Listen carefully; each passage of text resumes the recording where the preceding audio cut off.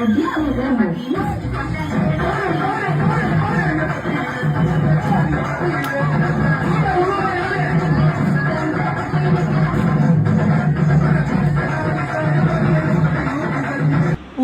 காரைக்குடிக்கு வந்தோடனே என்னோடய வீடு கிட்ஸ் எல்லாம் கூட்டிகிட்டு ரிட்ஸுங்கிற புதுசாக ஓப்பன் பண்ணியிருக்க ஒரு கஃபேக்கு தாங்க போயிருந்தோம். இங்கே பால்ஸ்லாம் பார்த்துட்டு பயங்கரமாக 2 பேரும் என்ஜாய் பண்ணி விளையாட ஆரம்பிச்சிட்டானுங்க. ஆம்பியன்ஸ்லாம் ரொம்பவே சூப்பராக நீட் அண்ட் க்ளீனாக இருந்துச்சு. நீங்கள் இங்கே வர மாதிரி பிளானில் இருந்தால் ஈவினிங் டைம் ப்ரிஃபர் பண்ணுங்கள். அப்போ தான் கொஞ்சம் ரிலாக்ஸ்டாக ஆம்பியன்ஸ் என்ஜாய் பண்ணிவிட்டு சாப்பிட்றதுக்கும் கரெக்டாக இருக்கும். நாங்கள் இங்கே வந்ததே ரொம்ப லேட் நைட்டு.